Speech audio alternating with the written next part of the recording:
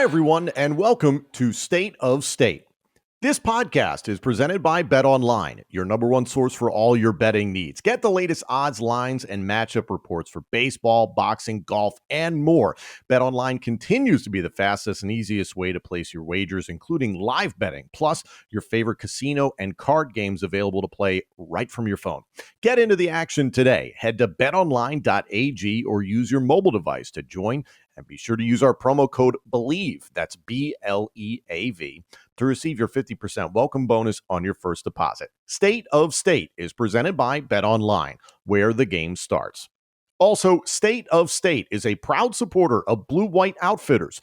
Blue White Outfitters was created as a retail shop meant to highlight the confidence, competitiveness, and fearlessness of the elite athletes found throughout the history of Penn State University. All sales from Blue White Outfitters directly benefit Penn State student athletes. Visit www.bluewhiteoutfitters.com today. Today, we're talking all things running backs for Penn State football heading into 2023. Everybody knows who Nick Singleton and Kaytron Allen are, but how is this backfield going to look as a whole going into 2023 after such a successful 2022 campaign? Justin, there's so many expectations put on these two, especially. We have to start with Singleton and Allen. Obviously, everybody's expecting them to pick up where they left off last season. For Nick Singleton, over 1,000 yards rushing, Big Ten Freshman of the Year, plus Kaytron Allen, over 800 yards rushing. These two were nearly the first freshmen to crack 1,000 yards rushing as a tandem in decades as a part of this program. They were the first freshman duo to get 700 yards rushing or more for both of them within the Big Ten. So obviously history was made last year, but this offense, while the expectations are that it's going to be different because of who is potentially going to be the starter, Drew Aller under center, I still feel like you're going to see a very similar offensive style, at least in September and into October. What's your overall anticipation for workload for Singleton and Allen in 2023? I think it's going to be extremely important to keep those guys, fresh, right? And 100% injury rate, but at least fresh throughout the whole, the longevity of the season, talking about aiming for the playoffs. But I think it brings to the point of Trey Potts transferring in, right? Talking about sharing the load from a vet running back, and the running style that Nick Singleton has and Kaytron. It's pretty powerful, right? It's a pretty physical running style, even though Nick Singleton has the ability and breakaway speed to make long runs. When he encounters contact, he delivers blows, and we already know what Kaytron does within the 0 to 5 yards in the running game. So having a mature running back that can get in there and split those carries, come out of the backfield, and I would like to see them coming out of the backfield a lot more, catching passes and different things of that nature. And just knowing the running back coach, J1 Sider, and knowing that he'll get those guys ready and making those incremental jumps that you need to make as a running back. I think one of the most impressive things that came from Nick Singleton and Kaytron Allen last year was, I've mentioned before, is like the maturity in their running style. Like, they run with patience. There are not very many holes when you're watching the games, like, oh, he missed that, or you got to finish the run this way. Like, they run with good pad level. They protect the ball and all those different things. So like those baseline instances with running backs typically aren't there. So for them to have that, to now stack on some things and put them in the passing game, put them in at the same time, and incorporate another transfer back like a Trey Potts that can help ease up the load and give another look to the defense will be incredibly inspiring, I think, especially through September and October. Yeah, Kaytron Allen walked away with 20 catches for 188 yards and a touchdown last year. Meanwhile, Nick Singleton, 11 for 85 and a touchdown. Glancing at Trey Potts' statistics, on the ground, he was pretty productive. Now, he was the number 2 running back for Minnesota in 2021, 112 carries, 552 yards, 6 touchdowns, 101 carries in 2022, 474 yards and 3 touchdowns. Was a little banged up in that last season. And then especially overall receiving, he has a grand total of 9 receptions in 3 seasons at Minnesota. He's played 4 seasons at Minnesota, so he didn't even touch the ball in the passing game his freshman year. So I'm very curious to see which of these guys gets implemented. Maybe it seems like it's more Kaytron's thing to do. It's hard to say, Justin, looking at him and Nick, who's the more nimble of the two. It seemed like Nick had that ability to just be the home run hitter, but Kaytron, at least getting out in space, seemed to do a little bit better. But they both just seem so unbelievably gifted. And I come back to the perception of a lot of fans that it's the question of like, well, who's the starting running back? And I think you'll probably hear James Franklin say it over and over again, is that we don't really have a starting running back. We have two fabulous number one running backs because that could probably start anywhere in the country. But in terms of if there's somebody that you could pick, say you were calling the shots, which of these three running backs, potentially any of the running backs, would you point towards as like, oh, I want this to be the pass catcher out of the backfield? Man, it's funny you say that because I'll draw back the little flashback when I was on the recruiting staff, and Saquon Barkley and Miles Sanders were the two backs in the backfield, and just the different opportunities that I feel like even could have been exercised more, whether it's them both being in the backfield, both splitting out, empty type of formations, but from a passing game. But even when we think about just the running styles, like, again, using Miles and Saquon as a comparative measure, we all knew Saquon as a home run hitter and different things of that nature. You look at the efficiencies of running backs. Sometimes if you looked at Miles and how he ran from 0 to 10 yards, 0 to 5 yards, there's like different levels that you would look, but he also had the ability to split out pass catching. I mean, we know Saquon can do all those things. So I'm saying that to say like there's different skill sets that overlap and I guess are compatible to an extent, like from offensive attack. And so I feel like me personally, I would think getting Nick Singleton out into the flat, into the open space. When you think of one-touch guys, you want one-touch guys to be in space.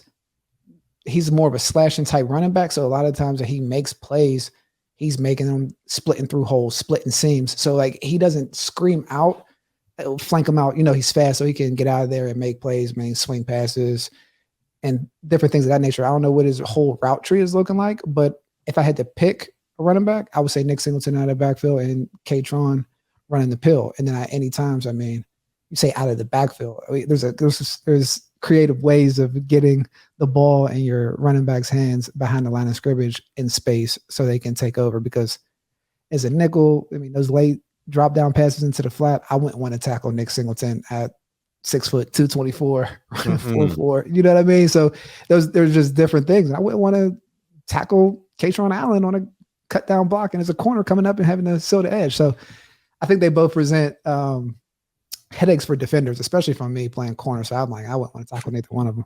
Yeah, we were talking about before we started recording here. London Montgomery and Cam Wallace are the two incoming freshmen who have a lot of speed apparently, but have got to add to their frame. Montgomery's 5'10", 186. Wallace listed at 5'9", 184. They're the smallest of the bunch. Emil Davis, 6 foot, 207. Tyler Holsworth, 6 foot, 215. Your cousin Tank Smith, 5'7", 222. Trey, there's a reason he's called Tank. Trey Potts, 5'9", 218. Kaytron Allen, 5'11", 221. Nick Singleton, 6 foot, 224. When you look at especially the young quarterback, and again, we're assuming Drew Aller's the starting quarterback. You know, I think we can all be serious about that. The old adage is that often the best friend of a young quarterback is a receiver closest to the line, whether that be a tight end or a slot receiver, just because it's proximity. It's something that makes it an easy read. And then often your checkdowns.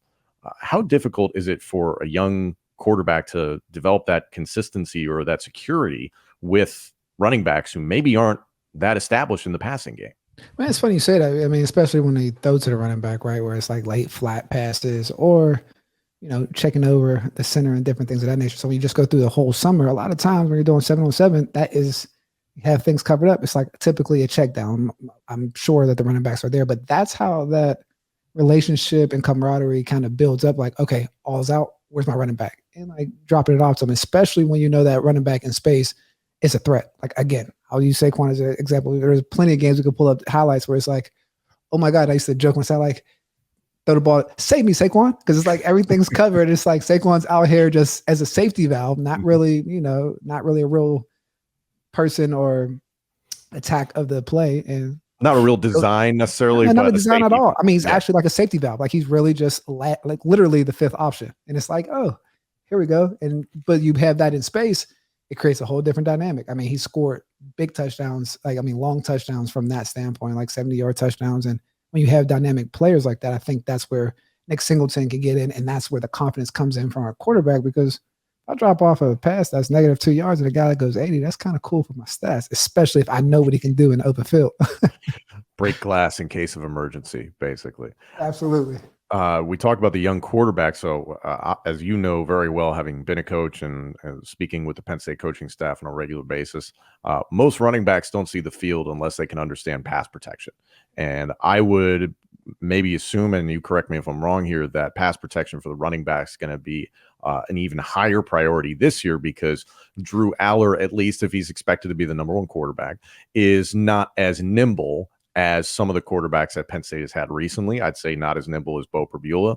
And that's not a knock on Drew. It's just who he is as an athlete. He's able to be evasive in the pocket, but you knew that Sean Clifford had design runs. And I know people can come at me and say, like, Sean wasn't that fast. He didn't get that much done. It's like, yeah, but they were still running with him consistently. Trace McSorley was a guy they were running with consistently. So it's not that you weren't asking your running backs to go into pass protection and do well in that respect, but you knew in the back of your head, it's like, hey, you know, Trace could take off and take care of himself. This is a little different this year. Of the running backs, who do you feel most comfortable with in pass protection? Who do you think just needs to work on that part of their game? I'll jump back to say, I mean, just the misconception of Sean Clifford. I think people don't realize Sean Clifford actually is fast. He's like a 4.5 guy, so he always posed the threat of running. I mean, that was one thing that I know, whether it was just the intake of quarterbacks at that time, was just that level of the threat to run, right? Or threat to escape the pocket. So to answer your question, who I think would be more suited to pass pro, I'm gonna be honest with you. I haven't studied the film from that standpoint to see who picks up blocks. So to like really study someone picking up pass pro, I mean, you have to understand and see the whole line and seeing like where things are sliding, if they pick it up and different things of that nature. But the fact that they both played last year as freshmen, I don't remember too many situations where like, oh, the guy missed the block, and they're physical backs. So we're not really speaking of smaller backs. Always, if you guys ever hear me talking the person, I'm like, it's a big man's game. They're big guys, and like the fact that that's not a lacking thing, and they play with courage, and toughness. So in the want to block is there for both of them. So that's why I don't think we saw any glaring things come up from them in the pass protection last year. So I honestly can't say one is better than not seeing that scope of film to see if there are any missed blocks or anything like that. Sure. And let's not forget last year, Kevon Lee was on the roster. He's since transferred, is at Mississippi State. And Kevon, while he didn't get the reps last season that he might have gotten the year before, was still utilized in certain down and distance packages. But for the most part, it was really Singleton and Allen pretty even 50-50. There were some games where Allen would explode and you wouldn't see all that much of Nick Singleton, but there really weren't those games where people were crying, well, why didn't Singleton get more carries? It was like, because Allen was going off and you're kind of riding the hot hand. And James Franklin really believes in that. Do you expect that to be different at all this season? No, because I think that's a philosophical approach, right? Like when you have two talented guys, there's a level of management and getting their touches, managing the game. But yeah, you got to roll with the hot hand at the end of the day. And then I think there's different situations where skill set comes in the hand. I mean, they both can run between the tackles, but I think Kaytron Allen, an exceptional 0 to 5 runner. When I say 0 to 5 runner for the listeners, line of scrimmage to the 5-yard line, making those cuts, doing those different things, being able to create within 5 yards, making a 1-yard play into a 4-yard play. Like that's extremely valuable. Miles Sanders, when he was up in, he was probably one of the best ones that I've seen at that, right? But he had a different skill set than Saquon because he was better than that part of the game than Saquon. But when it came to some other things, it's like, oh, wow, that's where we need to have the ball in our hands. So knowing those different skill sets and traits that they have and putting them in the best position, I think is what we're going to continue to see. And with those guys getting bigger, stronger, faster, I mean, Theo Johnson, there's your safety valve. I mean, it looks pretty good in that interior aspect, especially with the offensive line they have coming back. Yeah, the tight ends make you feel really good in that respect. Looking at the rest of the running back core, you mentioned Trey Potts transferring in from Minnesota. We know what he can do as a number 2 running back, but obviously in this system, he's probably going to be relied on more as a number 3. In terms of veterans, we talked about Tank Smith, all familial bias aside, he is, the oldest guy within this group, and Trey Potts are both redshirt seniors. Do you expect Tank to be the number 4? Because personally, when I saw him get in last season, and especially in the blue-white game, he runs with purpose. He puts his head down. He gets north-south, and that's something Penn State fans love. I absolutely agree, and I think he does provide a lot of value when it comes to that. I feel like a lacking in toughness in the run game when I first got to Penn State in 2017, just based on the offensive play style. Right, we had Jomo. Everything was kind of pass first, kind of a horizontal game, and like it's kind of transitioned into more of what we've seen Penn State from like that smash mouth. Understand the running game, tight end, big play receiver. How we see how that comes about, tough defense. So with that being said, like I believe that's what we're like leaning to, and I think Tank fits that mold and where they're going. Because when you get in there, you see him in the the Rose Bowl and getting touches. I mean, he's quick, he's shifty, and again, 238. That's a load to tackle. And when we're talking about sometimes he's gotten spoiled in the past by like, okay, a running back has to be like Saquon Barkley or big runs. Like, I mean, like that's not typically what the running back position is, as we see with the NFL salary caps and everybody that's a free agent, because the value of a running back is being able to get consistent 6 to 8 yards and wear down the defense. And I think he presents that incredible value for those guys when they step off the field. Well, I look at guys in the National Football League, the LA Chargers, Austin Eckler, not the biggest guy on the field, and is going to command some money at some point. I know he's kind of in limbo at the moment, but still, there's all shapes and sizes at this point in the National Football League. So why not a guy like Tank Smith? I'm not saying what his NFL future is like, but why not? Being able to mix things up with your conventional size guys like Kaytron and Nick, as we mentioned, about 6 foot, about 220 pounds. That's spectacular. That's phenomenal. But to be able to drop in those smaller guys, it just messes up a defense. And you know what that's all about. No, and I would say that like that's the thing. I mean, I think of his build of like a Maurice Jones-Drew back in the day. Like even with Tank, like I wouldn't consider them small. Like if any person that's watching, like they might look short, but if you walked into them in a bar, the last thing you say is that's a small man. No, you know what I'm saying? Like you run into like, he was like, oh, he's short. It's like, nah, that's not really, he might be shorter, but like, so to say that, like he's a load like that. From someone that's tackled those type of running backs, I like to have some space to hit. Well, and what's the old adage? Low man wins. So, imagine you're just, a normal sized linebacker, for instance, and you're 6 foot and up, and you've got to get that low center of gravity, try and get underneath him. And you take Tank's helmet literally right to the sternum. That ain't going to feel great. You got to do that again and again. And it's like, typically, like I said, it's 4-minute situations that just kind of close out the game or wherever it is when you just need to wear them down.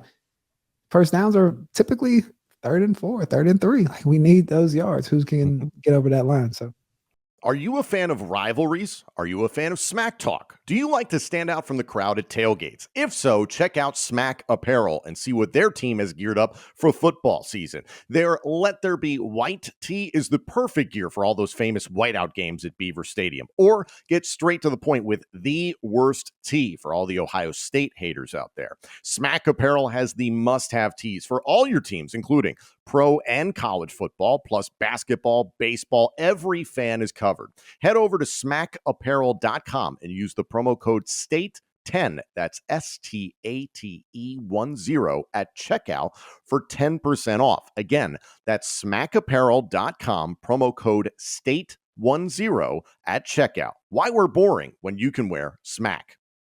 Are you looking for undeniably good hair and beard care? Then Maestro's Classic is perfect for you. Maestro's has beard washes, beard oils, beard butters, plus hair gels and pomades. It's one brand for every man. Visit maestrosclassic.com. That's MAESTROS classic.com and use our promo code STATE20. That's STATE20 at checkout for 20% off your order. Maestro's Classic, crafting a better you.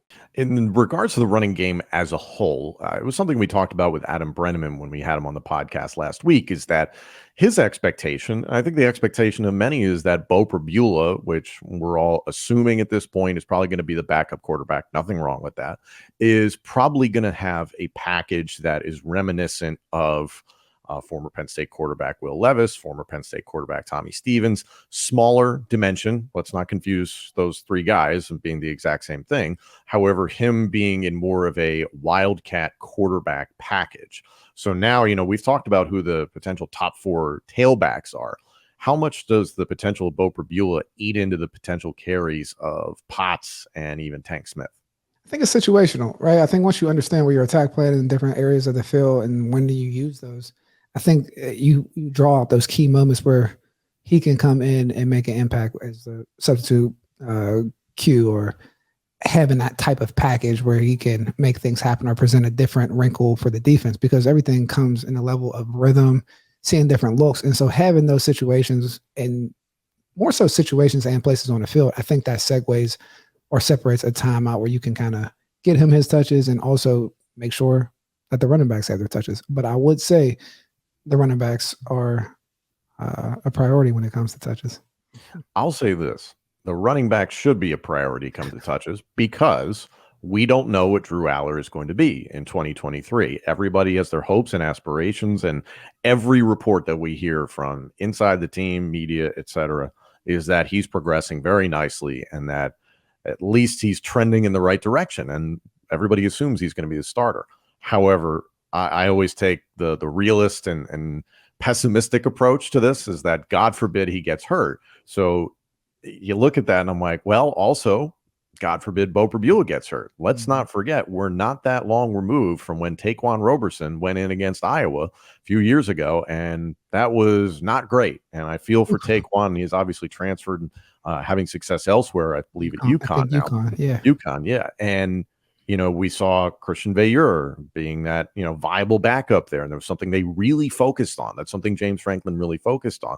My sincere hope is that you attempt as much as you can to bubble wrap these two quarterbacks, because you just don't know what you're going to get, Justin. We can all sit here and be excited about Drew Aller, but it's like Adam said last week, until you step on the field and prove it, nobody knows what we're getting. Right. That's true. I mean, that's true. Think about quarterbacks, right? Like, yeah, that's true. It's hard to say. There's certain things when we talk about filling in the pixels from an evaluation standpoint that you feel comfortable going in. So like if I'm looking at a roster and I'm like, okay, how good are we? I'll give a check plus, check, question mark, minus, right?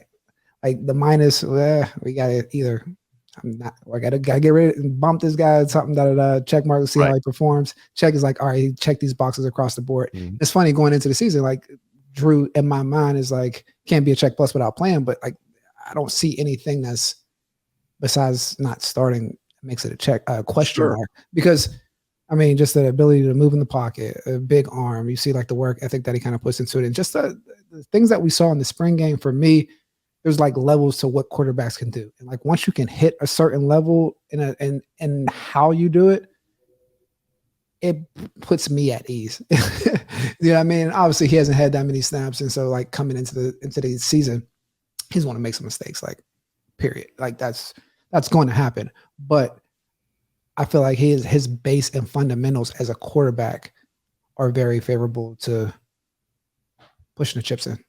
Agreed. No, I agree with you. Let me be clear. I'm a believer in Drew Aller. I am cautiously optimistic about all the hype. He hasn't played. It's a real thing. Right. Bringing it back to the running backs, obviously the national perspective, the fan perspective, is looking at both Nicholas Singleton and Kaytron Allen and projecting what they could be in 2023. Do you see one or both of them vying for the Heisman? I mean, Heisman comes with a lot of branding, so it's like it's fun. I mean, so I would think Nick Singleton has the edge on that, and especially when you think of Heisman moments, typically big plays, and I feel like Nick Singleton just spits them out. He's a one-touch guy at 224. Penn State running back. When it comes to the Heisman type situations, I think he's more geared towards that. But that's no knock on anything from Kaytron, but it's just more of a branding, general admissions type of viewpoint. No, it's you need that signature game. You need the national media. You need all that hype around you. And as much as internally the Penn State football program is saying, hey, we don't have a 1 and a 2. We have 2 1s, basically. I believe that, but I think the national perspective is that it's Nick Singleton and Kaytron Allen. And I came up to spring ball last year, and I was like, when I think Nick Singleton was just getting in, I was talking to Jaywan. I was like, Jaywan, what's up with Nick Singleton? Da, da, da. He's like, listen, he's good. We know he's good. Mm-hmm. No one's talking about Kaytron Allen. I was like, oh, let me check this out. And so like I remember when like Nick Singleton getting on campus and like as a running back, just knowing like a running back coach, like, okay, this guy is really good, different type of good, but like he's really good. That's where I remember it's like, okay, let me check this guy out and just how he runs. And, you know, obviously J1's a great running back coach and evaluator, being able to pull guys from all over. And it shows. I mean, the same thing it used to come about at Penn State with Miles Sanders. Like, I don't think people really understood how good he was. It was just like we had Saquon. Of course. Like, I used to argue back then, like, hey, man, this dude's this dude's really special. Like, we can use him different ways, da da da. And we see what happens when he gets to the NFL. I think those are the type of things that we have, especially special brewing at Penn State in the running back room. Isn't it funny how the recruiting process molds that perspective so much? Because Nicholas Singleton, #1 running back in the country, Gatorade Player of the Year, all the accolades, all the bright, shiny objects around him, all the star ratings, etc. And it's not that Kaytron Allen had a bad evaluation. It was just slightly less. But that narrative written for a high school player that may or may not have completely developed or anything like that. Obviously, Singleton's become very, very good at Penn State. It's just fascinating how that narrative gets set when you're a teenager, and it just seems to follow you. Well, it's a narrative that's set based on reality, right? When you think of the different aspects of branding or why the casual fan might watch a game, the big play. So if I'm just a casual fan and not just a diehard person, like number 10 running up and down the field all the time, or the #1 player, like that's going to draw me in regardless of anything. Kaytron's skill set and movement ability and running backs is like if you're a football purist, like he's probably your favorite running back's favorite running back. Like he runs that way, and you can watch and see how he finishes blocks or finishes plays and different things of that nature. And just like, oh, but like from the casual fan standpoint, it definitely matters, like the rankings and the style of play that we speak of. I always have a saying, speed brings opportunities. And yes, it brings opportunities in terms of a 40 to get in the school. But what I learned when we were at the WWE and XFL, you know, over that area, it's like how to bring brands or how to get the casual fan engaged. And in football, it's big hits, big plays. And so like the people that kind of do that with some level of flair and pizzazz can draw in fans. And like we talk about the Heisman race or just the media exposure, like those things kind of gear towards Nick Singleton's game. So I would think there's like fundamentals that point to why people actually are more attracted to him. It's more so highlighting why Kaytron Allen is actually special as well. I remember last season looking at the quarterback room, and you had Sean Clifford, Drew Aller, Bo Perbula, and Christian Veilleux. And in my gut, I was like, one of these guys is gone next year. And more than likely, it's Christian Veilleux, just because you had true freshmen and Aller. That would have been stunning if Aller had left as the 5-star. And then Bo Perbula had just gotten there and seemed like he was the dude who was willing to work. And it's not that Veilleux wasn't willing to work, just kind of odd man out based on the situation. And sure enough, Veilleux transferred to Pitt. There have been people out there who've wondered, depending on how 2023 goes, is it possible that one of these guys, Singleton or Allen, is not on the team in 2024? It's hard to say. I mean, in the NIL era, like some of the bags that are getting thrown around, you never know. But I'm not going to put that in the air. I don't think anybody's going to leave.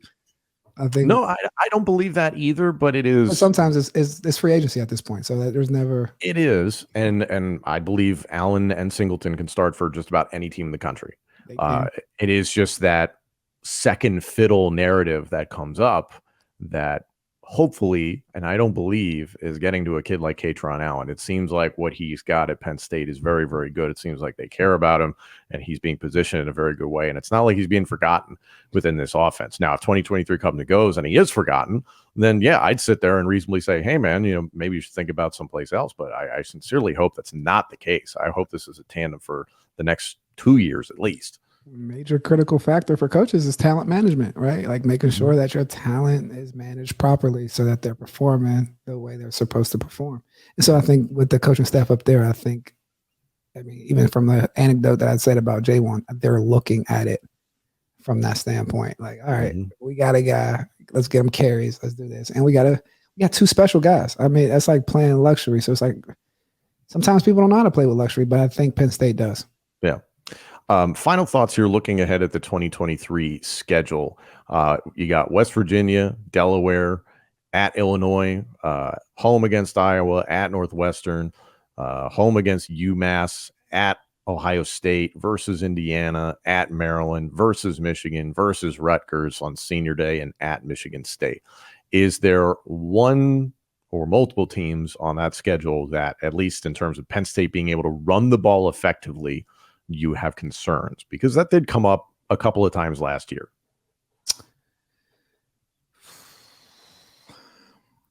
I mean, it's hard to say. I don't know. You said Wisconsin? No, Wisconsin not on the schedule this year. Who'd you say? Starting from the top, home versus West Virginia and Delaware, then at Illinois. That's one that does come to mind, how they played last year, but they did send a lot of guys to the NFL. Home against Iowa, at Northwestern, which is always just leather helmet, dogfight football. Home versus UMass, at Ohio State. Home against Indiana, at Maryland. Home versus Michigan. Home versus Rutgers, at Michigan State. You figure, I think Iowa, right? Like any of the traditional Big Ten teams that play solid upfront football. I mean, you look at Michigan and the different the linemen that they've recruited over the years, defensive linemen, right? Like they built their whole program off of bully ball, big offensive linemen, smash mouth defense. So I think there's some things there with Michigan just historically. But Michigan and Iowa, I would think if anything were to come up. But with that, I mean, speed is the ultimate nullifier. So we're not just dealing with toughness when we talk about getting in space, like having the ability to throw the ball, splitting guys out. Like let's spread the defense out a little bit. We don't have to do that. That's where the tight ends come in, stretch out the linebackers, let's create some space, right? Like I think Penn State has the ability to do that with the arm of Drew Aller, 2 quarterbacks, tight ends, and we got the receivers coming along and leaving some room for them to make some splash plays. I'll tell you what, in years past, there would be multiple games on the schedule that you would look at and say, I don't know how we're going to do running the ball against this team. So the fact that you can look at that and say, hey, maybe 1 or 2 teams, Michigan justifiably, and Iowa brings a tough defense consistently. It's like, I think that's fair. That's very astute looking at this entire thing. And honestly, that's a positive. There's a lot of teams that say maybe half the schedule, you're like, not going to be able to run the ball against these guys, not going to be able to run the ball against these guys. Ohio State last year, their pass rush absolutely just threw the entire offense into disarray. So that was something, and I think that's going to be a challenge this coming season. And I think you know better than anybody. And this is the thing that keeps me up at night as a Penn State fan. For some reason, playing Northwestern is a pain in the ass every single year. And you were talking about it last week, the game with M-Rob where he brought you guys from behind. And I don't know what it is. They don't even have the best recruits on a regular basis, but Fitzgerald gets the most out of them, and they just drag you down. Playing there is tough. Playing there is tough because you'll come out. I mean, you come to a game at Penn State at noon. As soon as you come out in warm-ups, I mean, the fans are there, best fans in America. You guys know that. So, like, when you come out, there's energy that you're feeding off. You're getting ready for the game. Man, go to Northwestern, you might come out. You're like, is the game canceled? Like, there might be like 6 people in the stands. Oh, you're on the wrong day? Yeah. Seriously. So the level of energy when you travel into like an environment where you're used to playing at Penn State, that's always what frightens me with teams when it's like going to a low-mo place. If you go to like, say Iowa away, even Purdue away, like I like that because like our guys are, wired to get amped up from the beginning. It's the places that are real low-mo, like Maryland, like they probably don't have anybody out there when the game starts. I mean, it's mostly Penn State fans when it's a Maryland game, and I love that. I just love that. Yeah. Oh man. Well, listen, I think we're both extremely optimistic about what this running back room is going to look like in 2023. Very curious to hear what you guys think. Get in the comments section on YouTube. Get at us on Twitter. Let us know what you think the Penn State running backs are going to do in 2023. Will Singleton and Allen duplicate what they did last year? We're going to find out. Thank you all so much for joining us. This episode and our entire library of shows is available now on YouTube, Apple Podcasts, Spotify, Google Podcasts, TuneIn, and wherever else you get your podcasts. And of course, let us know what you think of the show on Twitter at TheKing1 and at Tom Hannafin. State of State is presented by Bet Online.